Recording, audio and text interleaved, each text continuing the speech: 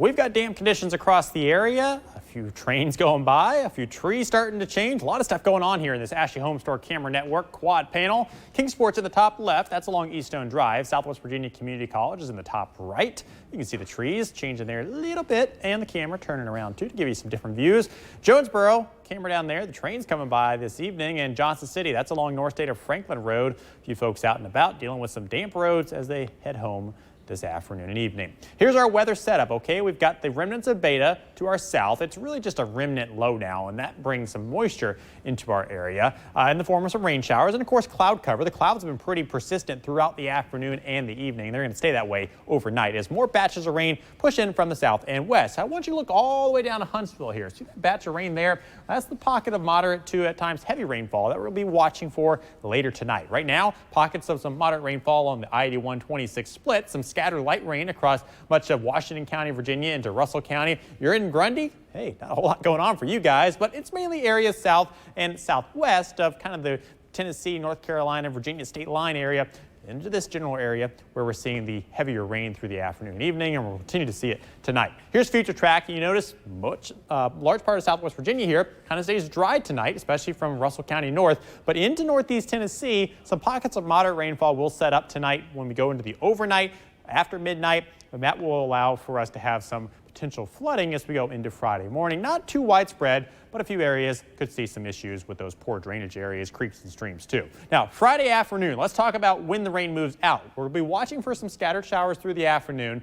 They're not as widespread tomorrow afternoon, but where they do pop up, they could produce some quick downpours. Also, of course, some reduced visibility. So we'll be monitoring that for Friday night football across the area.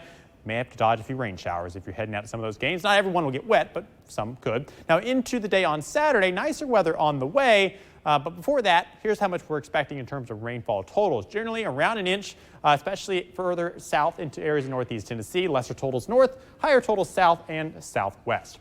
Now, flooding potential, once again, northeast Tennessee, kind of the more higher risk zone for tonight, level 2 out of 4, and for tomorrow, especially in the morning, level 1 across a large part of our area in terms of flooding potential. We go into Saturday, I can't rule out a stray shower or isolated storm developing on the mountains, but I think the rain chance is pretty low, only about 20% for Saturday.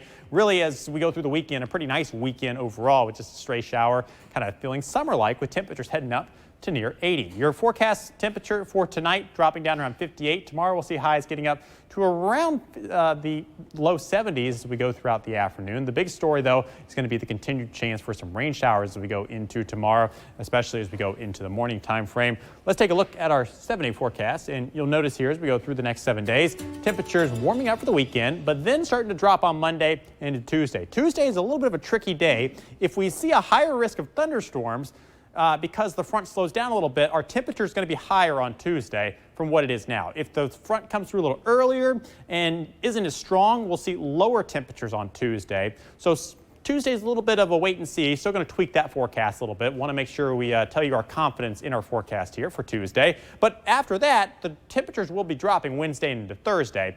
And we can certainly look long term and kind of see a trend developing here through 8 to 14 days. Our average temperature is generally in the low to mid 70s this time of the year. So the next 8 to 14 days looking cooler than average, which would suggest highs generally in the upper 60s to low 70s as we go through the next 8 to 14 days. And it's all thanks to this big dip in the jet stream that's developing as we go into Tuesday. You can see the more green and blue colors up there. All that kind of tries to dip into our area by Thursday into Friday, giving us some cooler temps.